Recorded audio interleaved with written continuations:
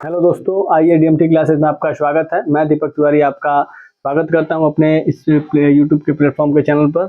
और मैं आपको ये बता देना चाहता हूं कि मैं आज जो पढ़ाने वाला हूं जो टॉपिक है वो संकरण है। मैंने इसके पिछले वाले वीडियो में सिग्मा और पाई बंद को पढ़ाया था और उसमें मैंने आपको बताया था कि जब मैं सिग्मा और पाई बंद को उस वीडियो में मैंने छोटा बनाया था तो मैंने कहा था कि अगर इस टॉपिक को मैं समाप्त करने के बाद अगला जो वीडियो बनाने वाला हूँ वो संकरण पे है। यानी कि आपसे पूछा जाएगा कि निम्नलिखित यौगिकों में बताइए कि इसमें कौन सा संकरण उपस्थित है। जो संकरण है ये मुख्यतः माना जाए तो क्लास 10th से 11th में और 12th में पूछा जाता है। अगर 9th के बच्चे भी अगर इसको सीखना चाहेंगे तो सीख ही सकते हैं।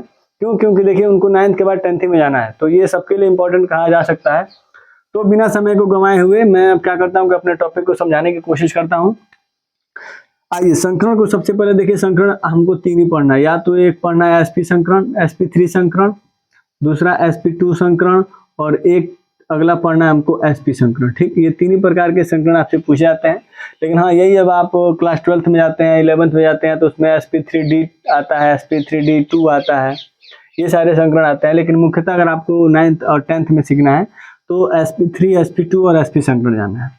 तो sp3 और sp2 और sp संकरण को समझने के लिए हम क्या करेंगे कि जो भी अगर यौगिक आएगा तो उसमें जो बंद आएंगे वो 3 ही बंद आ सकते हैं।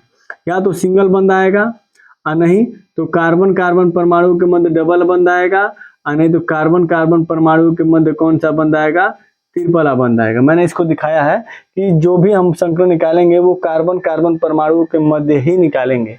तो जो कार्बन है और कार्बन है इनके मध्य कौन सा है, सिंगल बंद आएगा, नहीं तो डबल बंद आएगा, और नहीं तो कौन सा बंद आएगा, तो नहीं तो वो ट्रिपल बंद आएगा। जब यही 3 बंद आएंगे तो इन्हीं 3 बंदों को हमको सीखा भी जाए। तो सबसे पहले क्या करेंगे कि अगर हमें संकरण पता करना है तो कोई भी संकरण हो या ना हो, लेकिन उसमें sp तो जरूर लिखा होगा। जैसे देखिए इसमें भी sp है, इसमें भी sp है और इसमें भी sp है। मैं इसको इसलिए समझा रहा हूँ कि जब तक आप इसको समझेंगे नहीं तब तक आप डिसाइड नहीं कर पाएंगे कि इसमें कौन सा संकरण है। तो इस सब में sp है ही। अब मुझे जानना है कि sp सिंगल आबंध में कौन सा संकरण होगा। तो देखिए जो s है उसको आप मान लीजिए कार्बन और जो P है उसको मान लीजिए आप हाइड्रोजन। यही काम सब में कीजिए। यानी कि जो S है उसको मानते हैं हम C और जो P है उसको मानते हैं हम H। अब हमें मानना है कि जो सिंगल आबंध है इस कार्बन के साथ अगर सिंगल आबंध है एक है तो यानी इसको कितना कार्बन देंगे, कितना हाइड्रोजन देंगे कि ये 4 हो जाएगा। जैसे इसको थोड़ा छोटा हो रहा है, मैं इधर समझाता हूँ, इधर एक एक को समझाता हूँ। जैसे कार्बन कार्बन के मध्य अगर सिंगल आबंध आ जाए और हमें उसको जानना पड़ेगा, अगर जानना है कि इसमें कौन सा संकरण है तो सबसे पहले कि हम S और P को लेंगे। ठीक, उसमें sp तो आएगा ही। अब इसमें जो S है उसको मानते हैं हम C और जो P है उसको मानते हैं हम H। अब इस कार्बन की बैलेंसी 4 करनी है, इस कार्बन की बैलेंसी 4 करनी है तो इसके साथ कितना H है, तो एक H है। इसको 4 करने के लिए कितने H की जरूरत है, तो 3 H और मिल जाएंगे तो ये क्या हो जाएगा, तो ये हो जाएगा आपका 4। तो इसीलिए जो सिंगल आबंध है इसमें 3 H की जरूरत हो रही है, इसलिए इस पे कौन सा संकरण, तो sp3 संकरण। ठीक है, अब sp2 को आते हैं। तो यानी सिंगल आबंध, यानी यहाँ पे मैं दिखाता हूँ कि जो सिंगल आबंध आएगा वहां पे होगा sp3 संकरण। अगर मान लो कार्बन कार्बन के परमाणु के मध्य डबल आबंध आ जाए तो इसमें sp तो आएगा ही आएगा। अब मैं यहाँ पे S की जगह पे C और P की जगह पे H रखता हूँ। तो मैंने ये देखा कि इसमें कौन सा आबंध है, तो इसमें आपका डबल आबंध है। डबल का मतलब इसमें कितने H हैं, इसमें 2 H तो आपको मिले ही है क्योंकि डबल आबंध है। अब डबल आबंध है ये है, इसके पास एक हाइड्रोजन है ये है, यानी कि इसको जब इसके पास 2 है तो इसको कितना और देंगे तो ये 4 हो जाएगा। तो ये कुल मिला के इसको और 2 दे देंगे तो हम लोग को 4 हो जाएगा। इस C को अगर S को हम C मानेंगे, इसके पास 2 है, अगर और 2 दे देंगे तो कितना हो जाएगा, इसका 4। इसीलिए जो डबल आबंध है उसमें कौन सा संकरण होगा, तो sp2 संकरण होगा। फिर से मैं रिवाइज करता हूँ कि सिंगल आबंध में sp3 संकरण, डबल आबंध में sp2 संकरण, अब उसी तरह एक बचा क्या, तो केवल sp संकरण, तो ट्रिपल आबंध में sp संकरण। अगर आप इसको C मान रहे हैं, इसके साथ 3 आबंध है तो एक और मिल जाएगा तो कितने हो जाएंगे, 4, इसीलिए इसमें sp3 संकरण। इस S को C मान रहे हैं, उसके साथ 2 है ही, इसको 2 और दे देंगे तो कितना हो जाएगा, 4 हो जाएगा। इस S को C मान रहे हैं तो इसके साथ 1 है तो कितना दे देंगे, तो 4 हो जाएगा, तो 3 दे देंगे इसीलिए 4 हो जाएगा। अभी अगर आप बातें अगर इसको आपको समझ में आती होंगी तो ठीक है, नहीं तो आप इसको क्या कीजिए कि पीछे करके 2-3 बार देखिए, आपको ये सारी चीजें समझ में आ जाएंगी। अब हम आते हैं इन कार्बनों के मध्य माने किसमें कौन सा संकरण है। तो इधर देखेंगे कि इस कार्बन के मध्य और इस कार्बन के मध्य कौन सा आबंध है, तो सिंगल आबंध है।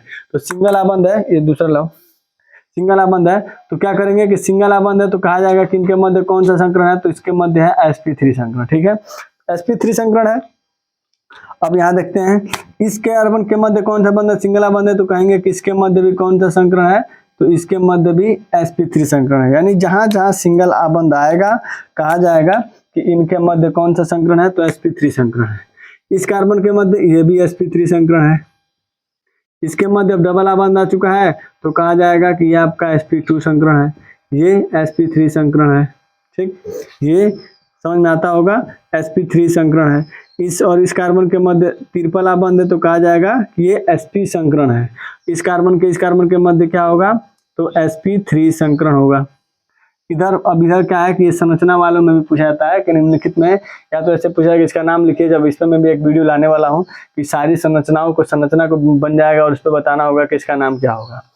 तो फिर यहाँ पे क्या होगा कि यहाँ पे कार्बन है, इसके यहाँ पे कार्बन, दोनों कार्बन के मध्य डबल आबंध है तो कहा जाएगा कि इनके मध्य sp2 संकरण है। डबल आबंध आया तो sp2 संकरण, ये हो जाएगा sp3 संकरण, ये हो जाएगा आपका sp2 संकरण, ये हो जाएगा sp3 संकरण और ये हो जाएगा sp2 संकरण। या तो डायरेक्ट ऐसे दिखा सकते हैं आप लोग, या नंबर करके, जैसे यहाँ देखेंगे 1, यहाँ दे दूंगा 2, यहाँ दे दूंगा 3, तो दिखाएंगे कि C1 से C2 के मध्य sp3 संकरण, C2 से C3 के मध्य sp3 संकरण।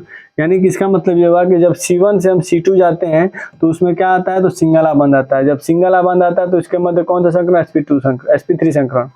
C2 से 3 तरफ जाते हैं तो यहाँ पे इसके मध्य एकल आबंध है, इसीलिए इसमें संकरण है sp3 संकरण। इसका दिखाएंगे 1, 2, 3 और 4।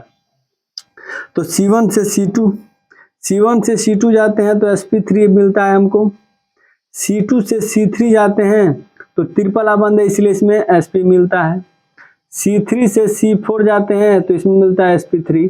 ये सभी हो गया आपके संकरण निकालने के लिए, यानी 9th और 10th के लिए यही पूछा जाता है कि इसमें संकरण कैसे निकालते हैं और संकरण को कैसे। यानी कि इसमें आप लोग यहाँ पे अगर आप चीज़ों को समझ जाएंगे कि यानी सिंगल आबंध में, फिर इसको रिवाइज करता हूँ कि कोई भी अगर परमाणु आएगा, यौगिक आएगा, तो उसमें यही तीनों आबंध पाए जाएंगे, या तो सिंगल आबंध, नहीं तो डबल आबंध, नहीं तो ट्रिपल आबंध। तो अगर जैसे जैसे यहाँ पे सब में sp तो सब में आएगा, यानी sp आएगा, एक में sp3 आएगा, इसमें sp2 आएगा, यानी sp तो सब में आ रहा है। जब सिंगल आबंध ये है, इसको 4 करना है तो इसके साथ 1 है तो 3 और देंगे तभी ना 4 होगा। 4 ही करना, बस इतना ध्यान में रखो। इस s को 4 करना है तो 2 इसके साथ है ही, 2 और दे दूंगा तो 4 हो जाएगा। इस s को 4 करना है तो इसके पास 3 है ही, बस 1 और p दे दूंगा तो कितने हो जाएंगे, 4 हो जाएंगे। बस इसी पे दिखाना। अब इसको कैसे निकालेंगे, तो यहाँ सिंगल आबंध है, इसको 4 करना तो इसलिए sp3, यहाँ सिंगल आबंध है इसलिए sp, यहाँ पे 3 है तो 3 के बाद 4 करना है इसलिए यहाँ पे sp, यहाँ पे डबल आबंध है तो इसको 4 करना है तो 2 है, ये 2 और दे देंगे तो sp2। ऐसे हम लोग क्या करेंगे कि इन चीज़ों को निकाल लेंगे। अगर चीज़ें आपको समझ में आती होंगी तो मेरे चैनल को फॉलो कीजिए और दोस्तों में शेयर कीजिए, जिससे कि उनका भी कुछ हेल्प हो सके। ठीक है, धन्यवाद। हो गए।